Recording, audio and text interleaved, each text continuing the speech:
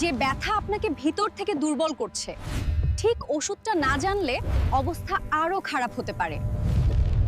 Doctor না ছুটে ঘরেই চিনে নিন কোন ব্যথায় কোন ওষুধ খাবেন। একবার জানলে জীবন বাঁচবে। মাথায় হঠাৎ চাপ অনুভব হলে নাপা খেলে দ্রুত আরাম আসে এবং স্নায়ুর টেনশন কিছুটা কমে যায়। দীর্ঘ সময় মোবাইল বা কাজের কারণে ঘাড় শক্ত হয়ে গেলে মায়োনাল ব্যথা কমাতে ও মাংসপেশি নরম করতে সাহায্য করে। কাঁধ শক্ত বা টান ধরলে মায়োক্যালাম স্নায়ু রিল্যাক্স করে ব্যথার চাপ কমিয়ে স্বাভাবিক নড়াচড়া ফিরিয়ে দেয়। বেশিক্ষণ কাজ বা ভারী জিনিস তোলার পর হাত ব্যথা হলে ন্যাপ্রক্সেন প্রদাহ কমিয়ে আরাম দিতে কার্যকর। কোমর ঝিনঝিন বা টান ধরলে ফ্লেক্সুরা ডি মাংসপেশি রিল্যাক্স করে আরাম ও চলাফেরায় স্বস্তি দেয় দ্রুত।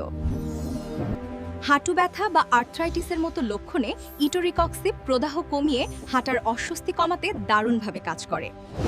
হাঁটা বা দাঁড়িয়ে থাকার ফলে পায়ের ব্যথা হলে আইবুপ্রোফেন প্রদাহ কমিয়ে ব্যথার চাপ দ্রুত হালকা করে।